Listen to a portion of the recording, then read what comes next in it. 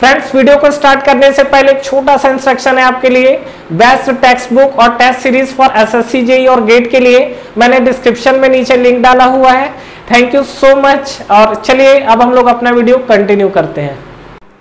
तो आइए फ्रेंड्स, हम लोग बात करते हैं इस वीडियो में जो हमारा inversion of single slider crank mechanism चल रहा था, उसमें जैसा कि हमको पता हो हमें अलग अलग लिंक को फिक्स करने के बाद कुछ कॉन्फ़िगरेशन मिले थे। कौन कौन से लिंक थे? सिलेंडर, पिस्टन, कनेक्टिंग रॉड और क्रैंक। ये 4 तरीके के लिंक थे जिसको हमको फिक्स करना था। तो सबसे पहला मैं यहाँ पर स्टार्ट कर रहा हूँ जब हम लोग सिलेंडर को फिक्स करते हैं। तो जब हम लोग सिलेंडर को फिक्स करेंगे, बेसिकली इस वीडियो में जो आपसे बात करूंगा सिलेंडर फिक्स करने के बाद जो इन्वर्जन मिलते, जो कॉन्फ़िगरेशन मिलता है उसके बारे में बात कर रहा हूं, ठीक है। उसी तरीके से जब हम लोग कनेक्टिंग रॉड या क्रैंक को फिक्स करेंगे वो आपको नेक्स्ट वीडियो में मिलेगा।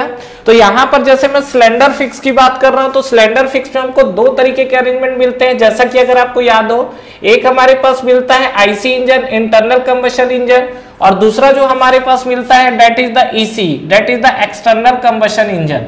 यही हमारे पास। तो अगर हम लोग इस पे बात करें तो देखिए क्या क्या चीजें दिख सकती है। आईसी इंजन लिख देता हूं यहां पर, ठीक है। तो देखो यहां पर क्या होगा, अगर मैं आईसी इंजन को लेके बात करता हूं तो होता क्या है, इसमें अगर हम लोग बात करेंगे तो ये तरीके का हमारा एक कॉन्फ़िगरेशन है। देखिए ये आपको डायग्राम बनाने जरूर आना चाहिए। ये अगर डायग्राम बनाना क्लियर नहीं होगा तो मैकेनिज्म आप नहीं समझ पाएंगे।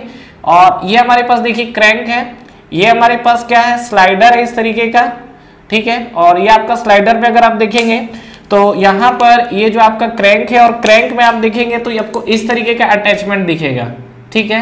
तो सबसे पहले आपको 4 लिंक दिखना चाहिए। तो चलिए मैं आपको 4 लिंक दिखा देता हूँ। सबसे पहला जो फिक्स लिंक है दैट इज द लिंक 1। उसके बाद ये जो हमारे पास क्रैंक है दैट इज द लिंक 2।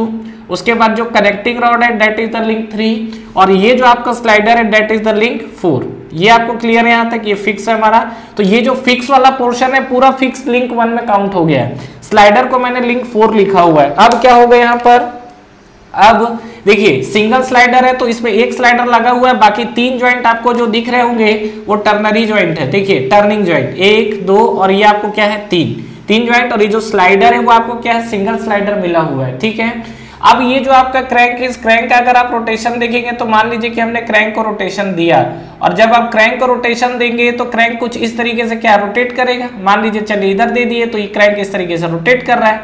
तो जब क्रैंक रोटेट करेगा तो ये आप देखेंगे तो जो आपका स्लाइडर है, स्लाइडर का मोशन क्या होगा, अगर ये क्रैंक राइट साइड रोटेट मतलब क्लॉकवाइज रोटेट कर रहा है तो राइट साइड जाएगा, और फिर घूमने के बाद जब इधर आएगा तो ये आपको क्या मिलेगा, इधर का मोशन मिलेगा। मतलब आप देखेंगे यहाँ पर तो आपको क्या है, जो आपको इनपुट दिया है, इनपुट आपको कैसा मोशन मिला हुआ है, इनपुट में आपने दिया हुआ है रोटेशन। क्रैंक जो आपको मोशन कर रहा है कैसा कर रहा है, रोटेशन। और फाइनली ये रोटेशन को किस में चेंज कर दिया, रेसिप्रोकेटिंग मोशन में। तो यहाँ पे अगर आप देखेंगे तो ये आपको जो मोशन आपको दिख रहा है इसमें आपको क्या है, जो रोटेशन का वाला मोशन है वो रोटेशन आपको किस में कन्वर्ट हो रहा है, रेसिप्रोकेटिंग मोशन में। रोटेशन हमने किसको दिया है, रोटेशन हमने दिया है क्रैंक को, और रेसिप्रोकेटिंग मोशन आपको किसको मिल रहा है, स्लाइडर को या पिस्टन को, आप कुछ भी लिख सकते हैं, ठीक है। स्लाइडर लिखिए या पिस्टन लिखिए, ठीक है। तो ये जो हमने बात किया है फ्रेंड्स, ये हमारा आईसी इंजन के लिए है। तो आईसी इंजन में इस तरीके का मैकेनिज्म यूज होता है। तो सबसे पहले अगर मैं बात करूं कि जब स्टार्टिंग किया गया था इंजन के डिजाइन को लेके तो आईसी इंजन वाला कंसेप्ट नहीं था। उस टाइम ईसी इंजन आपके कंसेप्ट में चलते थे। अगर आप इसका एग्जांपल लिखना चाहते हो तो डेफिनेटली आपके जितने भी व्हीकल्स हैं ये सब चीजें आपके यूज होते हैं, ठीक है। तो व्हीकल्स में आपके यूज होते हैं। बाकी आईसी इंजन अगर आप देखोगे तो जनरेटर वगैरह जो होता है, डीजल इंजन वगैरह, वहां पर भी आपके यूज होते हैं। तो ये आपका इसका एप्लीकेशन है। नेक्स्ट अगर जैसा कि हम लोग बात कर रहे थे ईसी इंजन में, फ्रेंड्स ईसी इंजन मतलब एक्सटर्नल कंबशन इंजन में क्या है, शुरू में देखिए जब डिजाइन किया गया था तो कंसेप्ट कुछ थोड़ा अलग था, ठीक है। किस तरीके का अलग था, उसके बाद हमारा आईसी इंजन इन्वेंट हुआ था। तो इस कंडीशन पे आपका क्या था कि देखिए अगेन यहाँ पर डिजाइन आपका यही है, ये हमारे पास क्रैंक है, ठीक है। ये आपका फिक्स लिंक है। क्रैंक आने के बाद ये हमारा क्या कनेक्टिंग रॉड से कनेक्ट हुआ, कनेक्टिंग रॉड से कनेक्ट होने के बाद ये यहाँ पर आया। इसके बाद अगर आप देखोगे तो ये हमारे पास है, अब ध्यान से देखिएगा क्या बता रहा हूँ, ये आपका यहाँ पर कनेक्शन है, ठीक है। और ये हमारे पास क्या है, लिंक है।